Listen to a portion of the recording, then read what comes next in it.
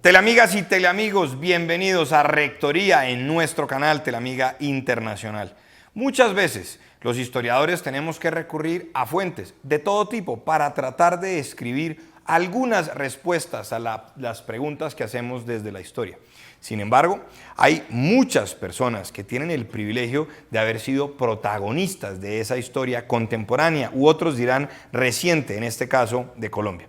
Precisamente por eso, hoy hemos decidido llamar a Rectoría al expresidente del Congreso de la República, exministro del Interior y Justicia, Fabio Valencia Cosio. Doctor Fabio, bienvenido a la Rectoría. Mucho gusto, rector. ¿Cómo van sus cosas? Muy bien. ¿Cómo le ha ido? Muy ¿Ya lo habían llamado ¿sí? antes a Rectoría o no? Pues sí, pero siempre da miedito, ¿no?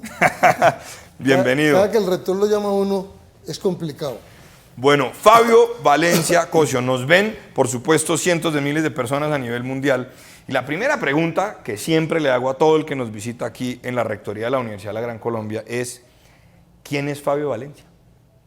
Bueno, yo siempre contesto esa pregunta, un ciudadano del común.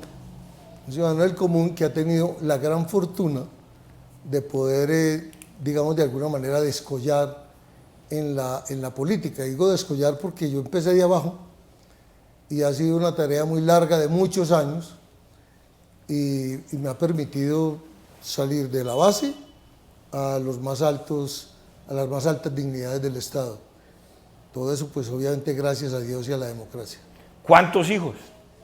Tengo 4 hijos y 5 nietos. 5 nietos. 5 nietos, todos varones, estoy esperando la nietecita. Y entre político, papá y abuelo. Me encanta ser abuelo.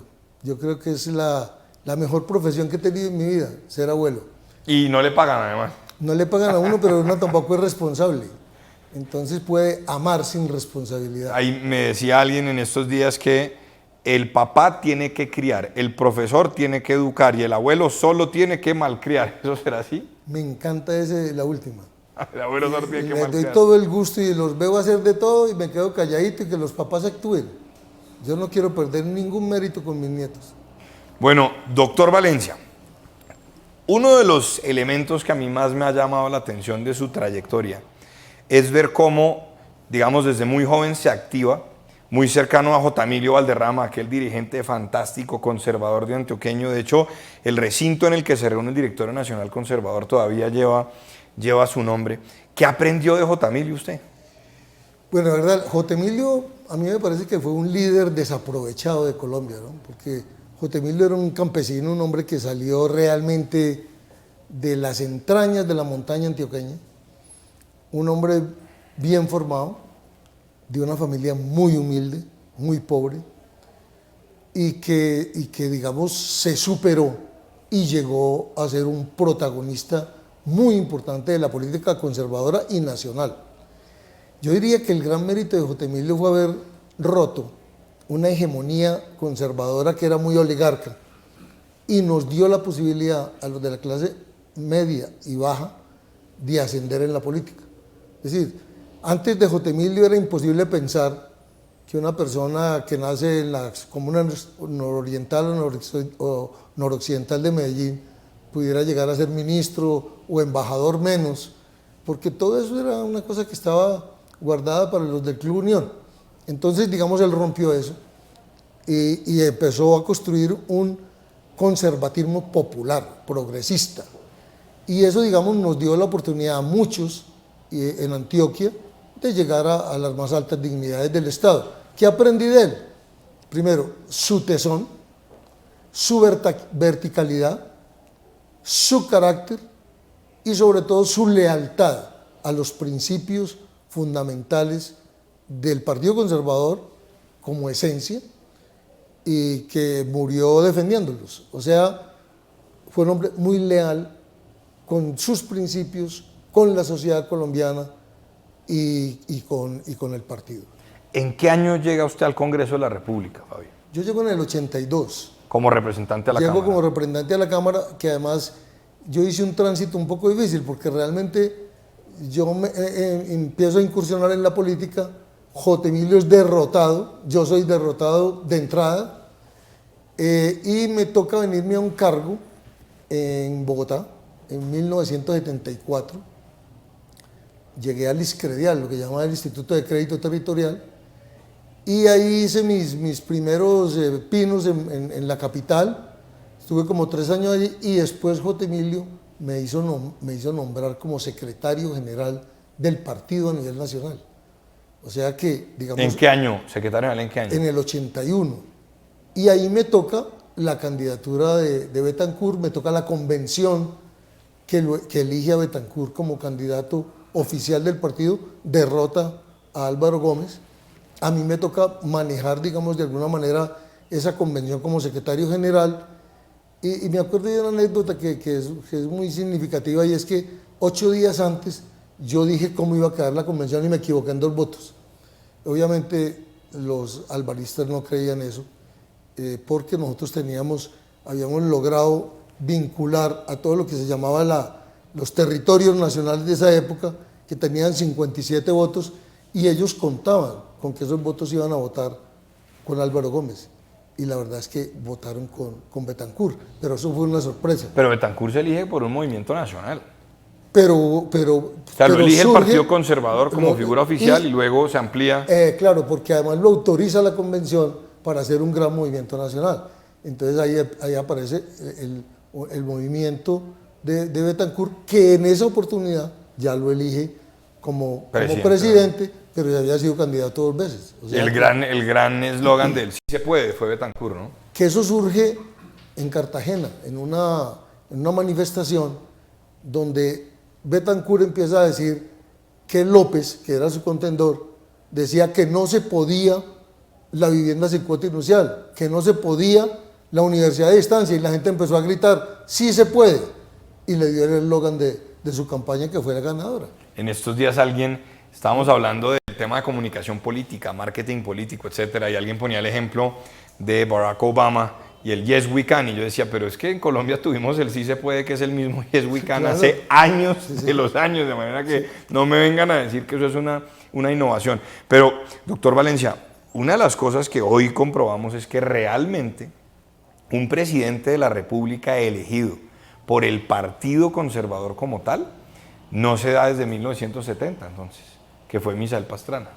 Sí, fue el último, realmente como conservador. De Partido Conservador, no más.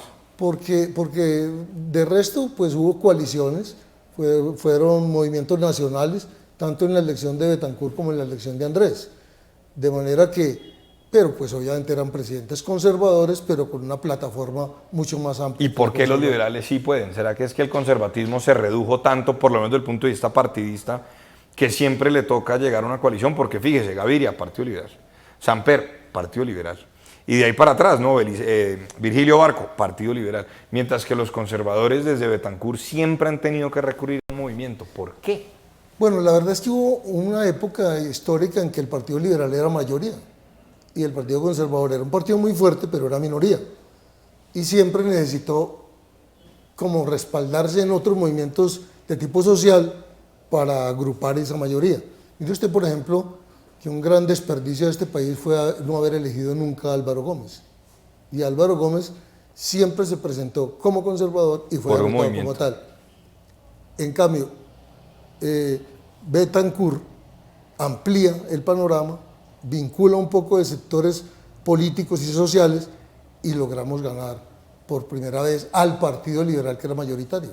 Y ahí empezó a cambiar la fisonomía política del país. Realmente hoy no hay ningún partido que pueda elegir por sí solo un presidente. Ninguno. Ninguno. Usted en su momento, vamos por partes, 1986, llega al poder Virgilio Barco Vargas y cambia la dinámica en la relación ejecutivo-legislativo, porque mal que bien, usted me corrige, el Frente Nacional formalmente había terminado en el 74, pero los dos partidos seguían respetándose el porcentaje de votos que obtenían en número de carteras ministeriales. Y llega Virgilio Barco Vargas y dice, aquí esto se acabó y nos vamos a un esquema de gobierno y oposición. Y usted fue una de las voces que dijo, eso es ser intransigente, eso es volver a un escenario. ¿Por qué? Si es lo normal de una democracia, doctor Fabio. Bueno, la verdad es que veníamos acostumbrados a un bipartidismo, a un acuerdo entre los dos partidos, que era la paridad política, y eso era romper, digamos, esa dinámica. Y en principio, digamos, eso impactó.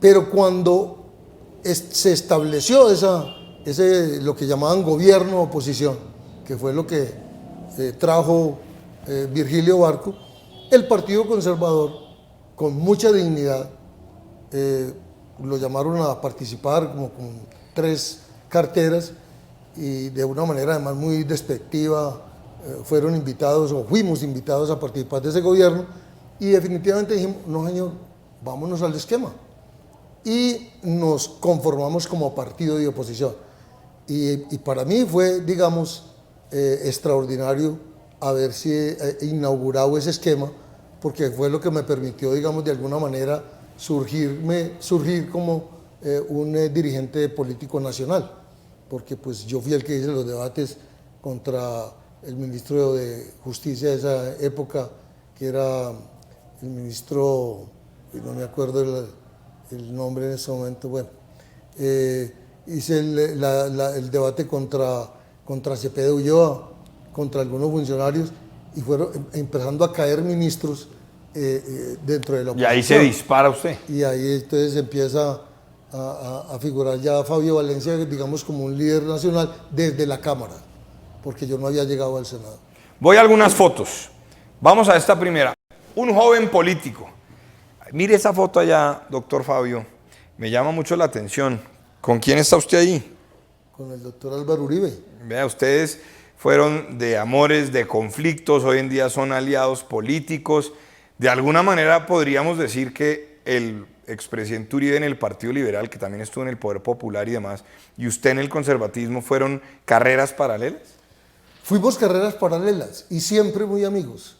Más aún, yo gané antes elecciones en Antioquia antes que Álvaro Uribe. Por ejemplo, cuando nosotros ganamos la primera gobernación con Juan Gómez, nosotros, como éramos, digamos, la irrupción popular en el Partido Conservador y Álvaro Uribe era la irrupción popular dentro del Partido Liberal, o sea, era la renovación de la política en Antioquia, nosotros invitamos a participar con nosotros en el gobierno a Álvaro Uribe y no a Bernardo Guerra.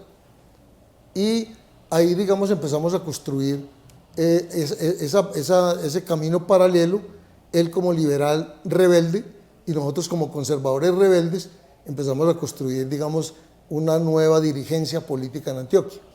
O sea que siempre nosotros tuvimos en cuenta a Álvaro Uribe dentro de los gobiernos que ganamos popularmente, porque era el gobernador popular que Juan Gómez, después ganamos la alcaldía.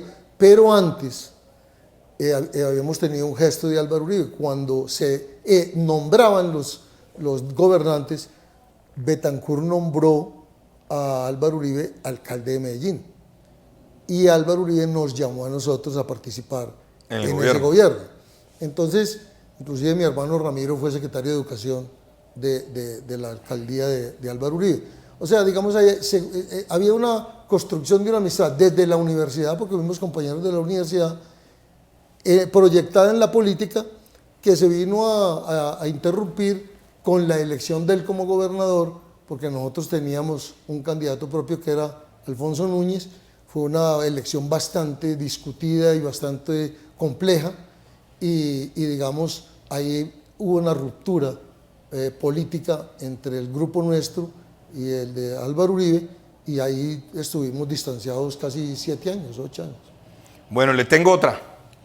Aquí está usted, si mal no recuerdo, presidente del Congreso. Sí. Usted fue el senador más votado en ese momento, casi 200.000 votos, si no recuerdo.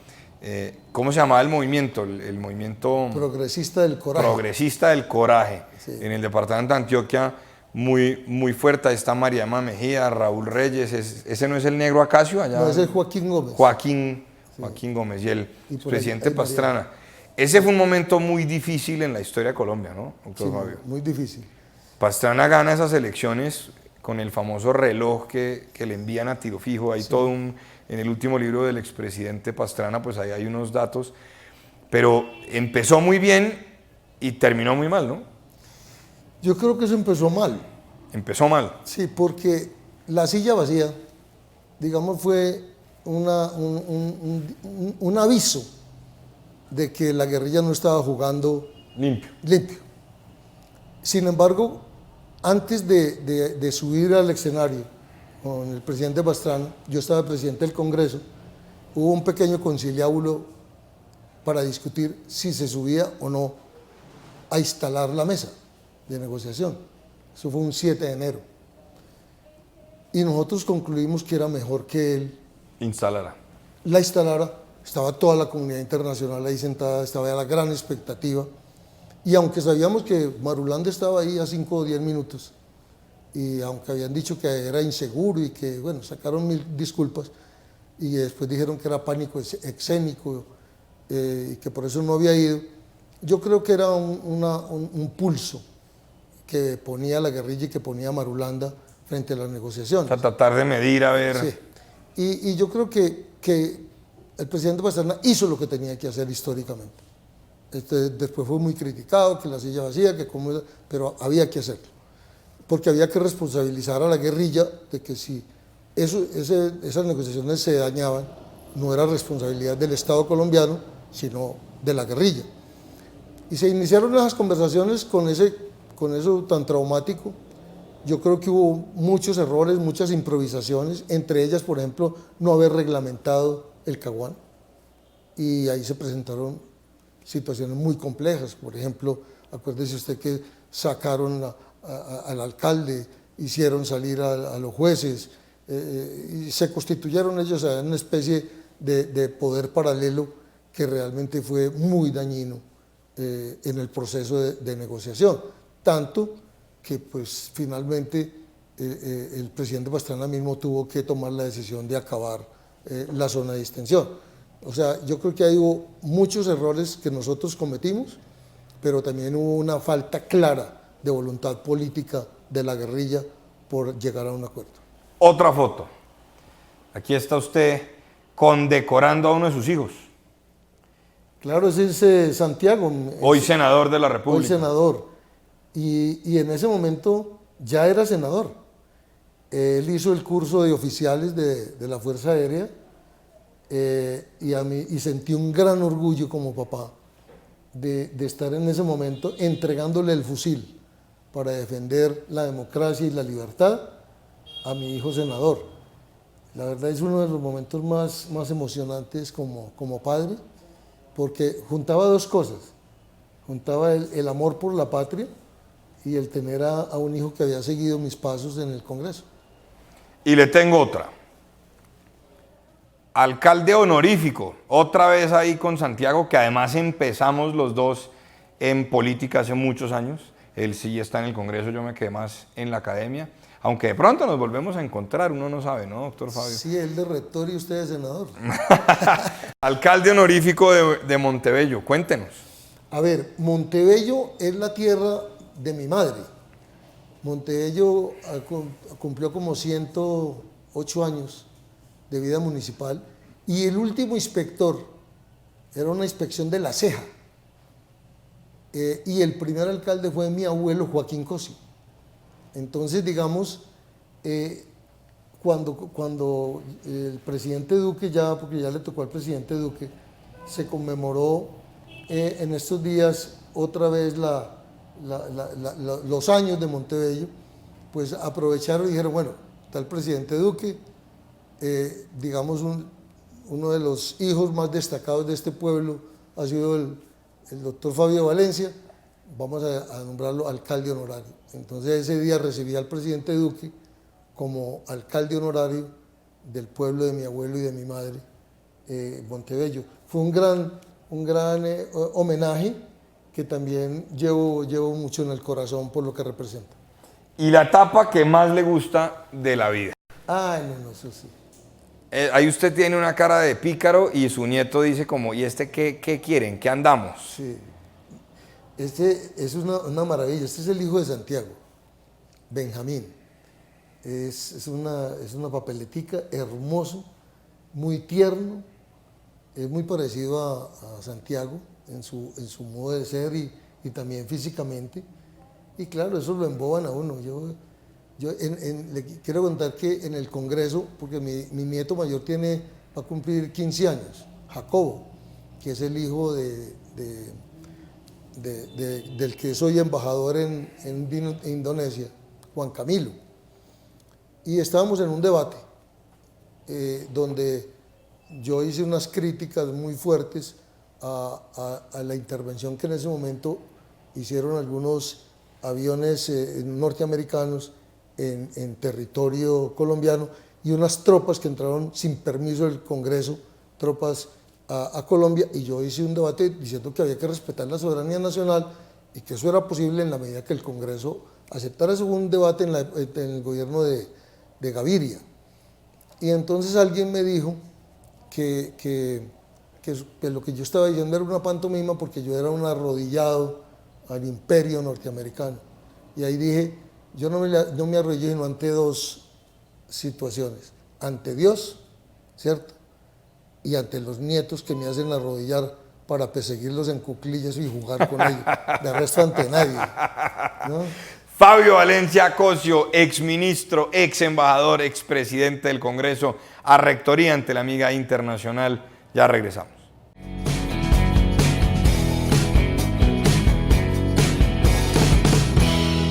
Fabio Valencia Cosio, a Rectoría aquí en Telamiga Internacional. Impresionante lo que es tener un personaje como usted, doctor Fabio, con todo lo que ha hecho en la historia política del país. Pero sin duda, enemigos hay, ¿o no?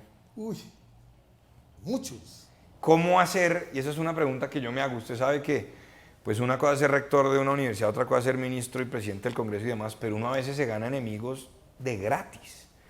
Y yo, que pues hasta ahora tengo 35 años, a veces dejo que me afecte. ¿Usted cómo hizo? A usted le tocaron los momentos más duros, el Caguana, su familia la tuvo que sacar de Medellín. ¿Cómo hacía para que la angustia no lo matara? La verdad no sé, porque fueron momentos muy duros, muy críticos. Y digamos, cuando hay enemigos o contradictores por razones ideológicas o conceptuales, vaya y venga, eso es normal. Pero los enemigos que duelen son los enemigos que surgen después de que uno les ayuda. O sea, los que lo traicionan a uno. ¿Por cuál de tantos favores hoy me paga como me paga? Decían por ahí.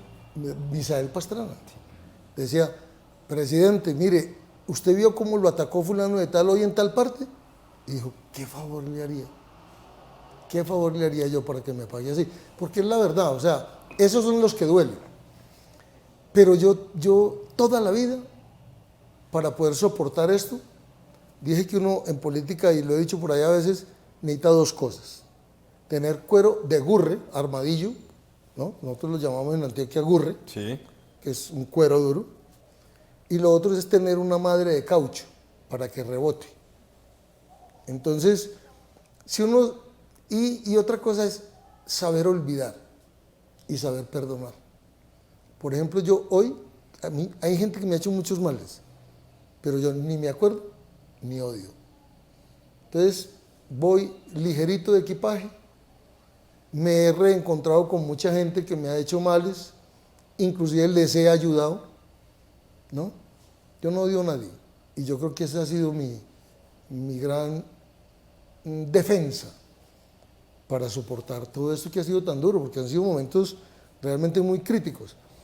Es decir, casi que yo diría que ya de infarto, si Dios quiere, ya no me voy a morir, porque tuve momentos de infarto, ¿no? O sea, la angustia sí le pudo en algunos momentos. No, claro, no, durísimo, y hubo momentos muy críticos en mi vida, pero yo, bueno, es la voluntad de Dios, y ahí voy, camino tranquilo, miro a la gente de frente, no le debo nada a nadie, ¿cierto?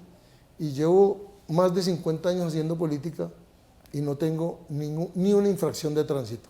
Investigaciones todas las que usted quiera, porque pues uno por donde pasa lo investiga, pero no tengo ni una sanción y aquí estoy tranquilo. Puedo caminar en la calle tranquilo, ir a un supermercado, ser un ciudadano común y corriente, que es lo que me gusta. Oiga, doctor Fabio, usted al parecer está algo retirado de la política. Nunca del todo, porque quienes lo conocemos sabemos que eso es imposible, eso no va a pasar. Pero sí le ha tocado ayudar al gobierno Duque. y recientemente hemos leído varias cosas en lo que pasó el pasado 21 de noviembre en las movilizaciones, etcétera.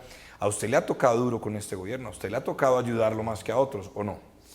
Pero mire, yo creo que el presidente Duque es una persona excelente, o sea, es un hombre de una preparación exquisita. Para hablar de la preparación académica, yo creo que aquí usted tendría un alumno de excelencia o un profesor de excelencia. Es una persona muy reciente en el quehacer de la política, pero es un hombre que tiene mucha claridad de lo que quiere. Yo creo que él ha montado un esquema que es difícil de entender en el país. Así como cuando al principio usted me preguntaba, cuando llegó el esquema gobierno-oposición, que nosotros dijimos, bueno, ¿y esta vaina qué es? Porque veníamos Nos borraron. de gobierno paritario, veníamos del Frente Nacional, y resulta que eso nos dio vida, eso nos puso como alternativa de poder. El presidente Duque vino a corregir una cosa realmente grave, y era la forma del relacionamiento entre el gobierno y el Congreso. Porque yo siempre digo que el gobierno puede manejar el Congreso apoyando a los congresistas en la gestión para sus regiones, porque eso además es una norma constitucional y legal. Pero cuando se corrompió eso, y ya eso fue mucho más allá que eso, y empezaron a dar contratos, y empezaron a participar en contratos, y empezaron a la mermelada que corrompió realmente la relación entre... Eso afectó. Y él vino y de tajo... Dijo no más. No más. Yo creo que lo que falta es que él diga, no más eso y eso está bien, pero ¿cómo me voy a relacionar? Y yo lo que creo es que el presidente sí podría pensar y debe pensar en un esquema de participación política que es normal. En una coalición de gobierno. Claro, con responsabilidades políticas, o sea, inclusive temáticas. Por ejemplo, el Partido Conservador Agricultura, y ustedes como partido responden. Y responden, y digamos el programa del gobierno es este, y ustedes lo ejecutan, pero responden ante la opinión pública. Un poco un esquema semiparlamentario, por decir de alguna manera, con responsabilidades políticas, y sin mermelada, y sin corrupción, con una claridad total, pero con una representación política. Eso es lo que yo creo. Ahora, yo defiendo al presidente Duque por convicción. Creo que es un gran líder, es un presidente excelente, de muy buena voluntad. Hay que ayudarlo, hay que acompañarlo. El país no puede jugar a que le vaya mal a Duque, porque si le va mal al presidente Duque, le va mal al país entero. Y no sabemos cuál es la alternativa. Eso sí sería un salto al vacío. Y ahí es donde yo creo que la clase dirigente de este país no está jugando bien, porque está jugando a la ruleta rusa. Y está jugando con candela. A la ruleta rusa. Es decir, cuando menos piensen, salió el tiro. Y entonces eso es lo que hay que pensar. Aquí hay que pensar en una especie de pacto de la Moncloa, una cosa parecida. Pero debe venir del presidente.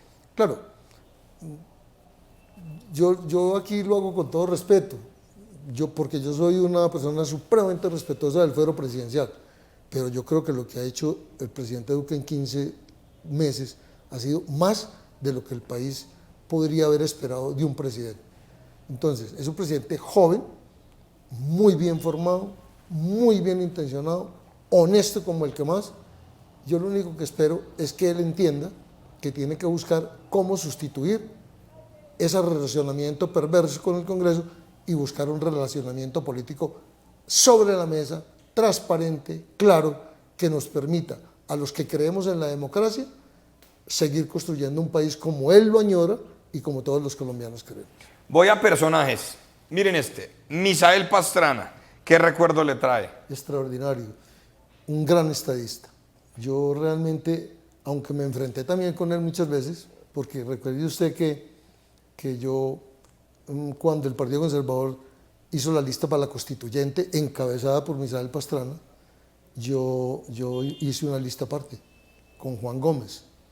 La lista del presidente sacó 5, la lista nuestra sacó 2 constituyentes, y la lista de Lloreda sacó otros 2, o sea, fueron 9 constituyentes. Y Salvación sacó 9, ¿no? Y Salvación sacó 9. O sea, y esa era la bancada conservadora. Éramos 18 constituyentes.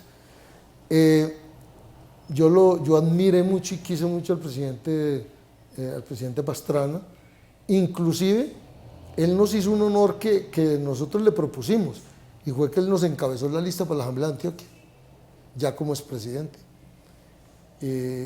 La verdad... En esa época había listas cerradas, para recordarlo. Los partidos podían avalar muchas listas, pero eran cerradas y bloqueadas, ¿no? Con varios renglones. Sí, varios renglones, y sí, eran cerradas. Y podía encabezar una lista Álvaro Gómez y no se posicionaba y seguía el segundo. Ah, sí, sí, claro. Que era lo normal. Uno veía, el doctor Gómez aspiraba a 800 municipios Sí. a los consejos, nunca se posesionaba y simplemente entraba al segundo. ¿Estamos de Que acuerdo? siempre se buscaba una cabeza ilustre, ¿no? Fue un gran estadista, don Misael Pastrana.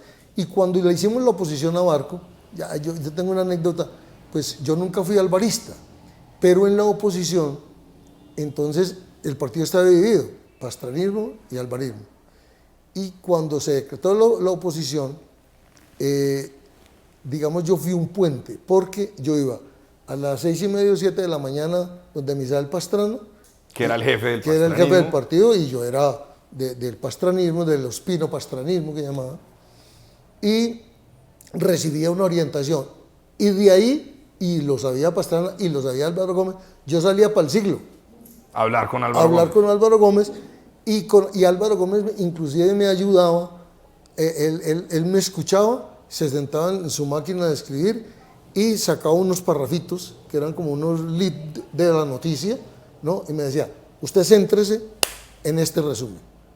Y en el siglo al otro día salía el lead. O sea, Que ese era el ospinopastranismo y el laureano alvarismo sí, también, porque que, eso era ese- heredado, que pues. finalmente terminó, pues digamos, en el alvarismo, que representaba el laureanismo. Sí, sí, sí. Bueno, y yo me volví en ese momento una persona, pues no cercana a Álvaro Gómez, pero sí, digamos, Como la bisagra, pues, entre era las una facciones. bisagra, y realmente eso finalmente fue juntando al partido y llegamos con una candidatura unificada después a la presidencia.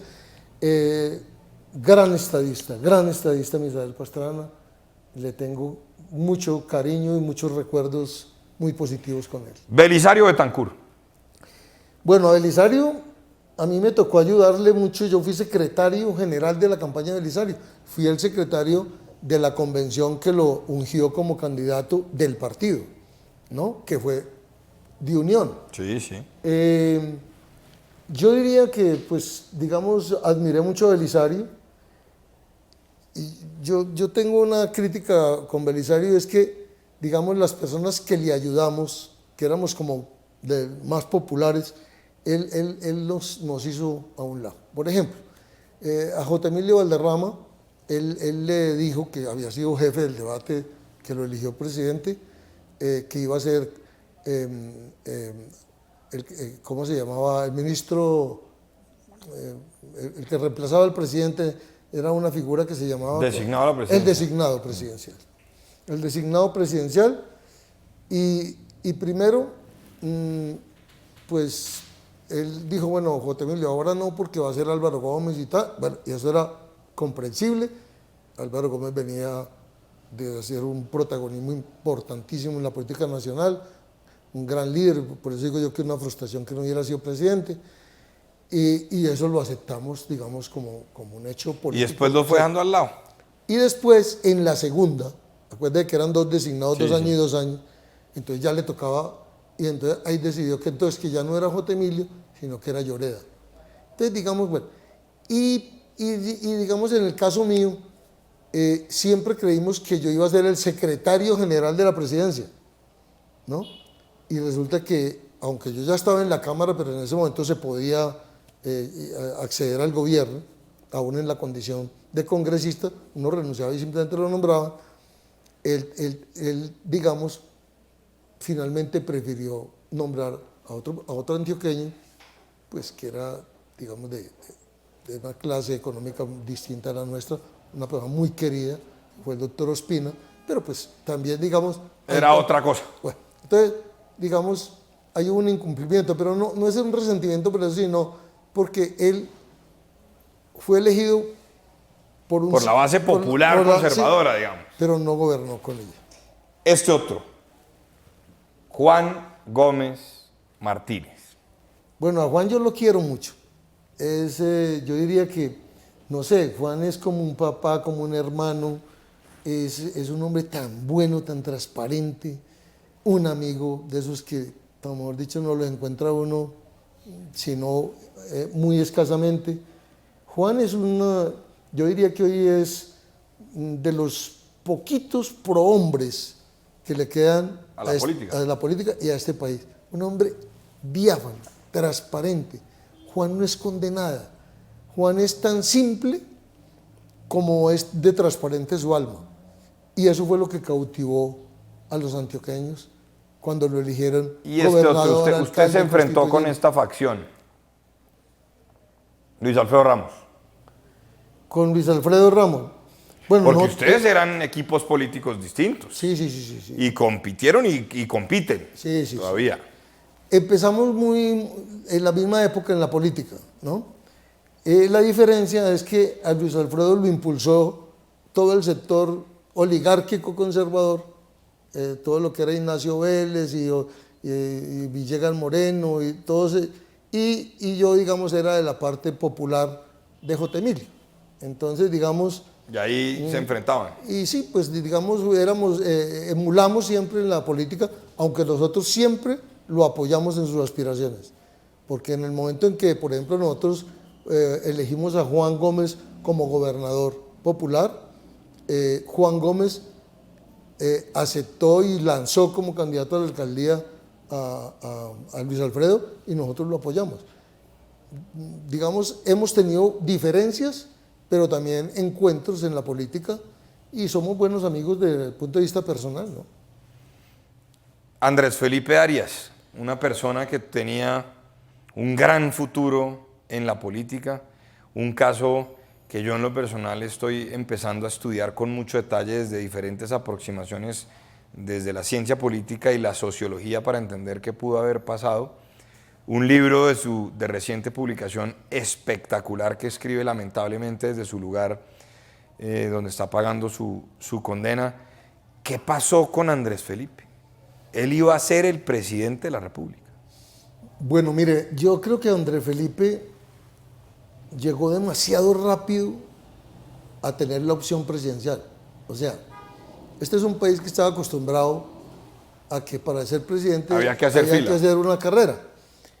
Pero Álvaro Uribe vio en él realmente un proyecto muy importante y muy tempranero, ¿no? Porque miren ustedes que Álvaro Uribe siempre ha querido la renovación de la política. Y yo sé que lo quiere mucho, lo aprecia mucho, lo admira mucho. Andrés Felipe es un hombre bien inteligente, un hombre muy preparado. Pero yo creo que, digamos, las circunstancias y la forma que le tocó moverse en la disputa con Noemí y con Santos, digamos, le enredaron un poco toda su aspiración política. Yo creo que ahí hubo manos maquiavélicas, no me atrevería a decir quién las movió, pero la verdad es que Santos fue despejando su camino y llegamos a un momento en que no había otra opción. Y era él. Y había sacado finalmente a todos los que más o menos tenían la opción. Y yo creo que Andrés Felipe fue una víctima de eso. Lástima, pero también creo que Andrés Felipe no ha terminado. Es un hombre demasiado joven y yo creo que él va a tener mucho proyecto, mucha proyección y muchas posibilidades. Pues su último libro sobre el impacto del narcotráfico en la economía, muy recomendado para todos quienes nos estén viendo en este momento en Telamiga Internacional, muy recomendado. Es un libro que edita y publica la Universidad Sergio Arboleda y creo que esos aportes que hoy está haciendo Andrés Felipe Arias son muy importantes porque recogen, doctor Fabio, testimonios de personas con las que el exministro compartió en diferentes prisiones de los Estados Unidos, datos que logró recopilar y con su formación de ser doctor en economía de la Universidad de California en Los Ángeles, logra mostrar el impacto real que en la economía ha tenido el narcotráfico. Yo creo que Andrés Felipe, primero es una frustración que un hombre de la proyección de él haya tenido este revés que que a mí me parece que es muy injusto, es muy injusto. Yo inclusive con él tuve algunas diferencias, pero normales, digamos, dentro de la relación interna. Y de la relación política, que claro, es normal. Obvio, pero nunca nada personal. Sin embargo, yo creo que él va a salir adelante, y se le va a hacer justicia a Andrés Felipe. Fabio Valencia Cosio, aquí a Rectoría ante la Amiga Internacional. Ya volvemos.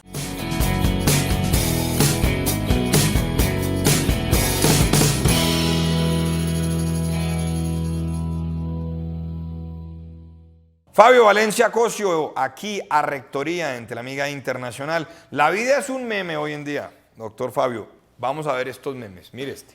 El único país que tiene premio Nobel de Paz, pero aún no tiene paz. ¿Qué opina de ese meme? Perfecto. Es perfecto. Es decir, aquí nos embarcamos en un proceso, Sí. se somete a plebiscito.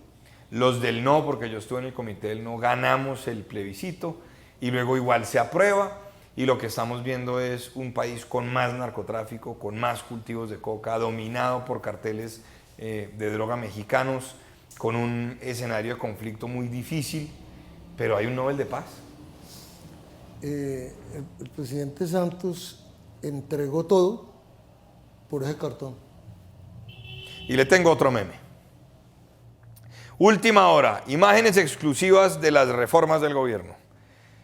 ¿Por qué el presidente Duque no ha podido todavía realmente promover y hacer aprobar ese paquete de reformas que fue por el cual muchos lo elegimos, doctor Fabio?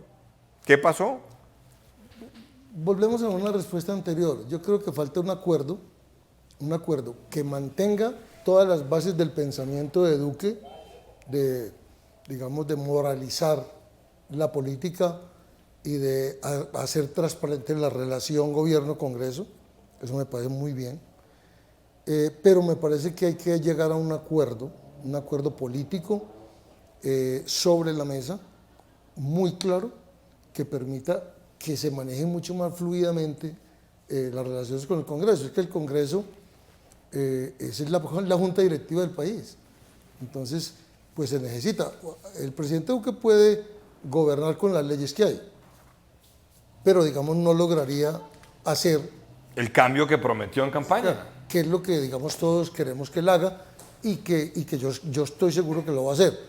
Es cuestión de, digamos, de darle un pequeño viraje, vuelvo y le digo, a una relación transparente con el Congreso que permita que el Congreso ayude a transformar el país. ¿Algún Valencia será presidente? Pues ya fue uno, ¿no? Bueno, mira, yo no sé, yo creo que siempre todos aspiramos a esa bella dignidad. Yo creo que yo pensaba en eso, hasta el Caguán. Yo creo que haber participado tan abiertamente y tan decididamente en el Caguán, para mí fue un obstáculo fuerte, digamos, en la aspiración política. Sin embargo, mire que no fui presidente, pero ejercí funciones presidenciales. O sea, me acerqué lo más que pude.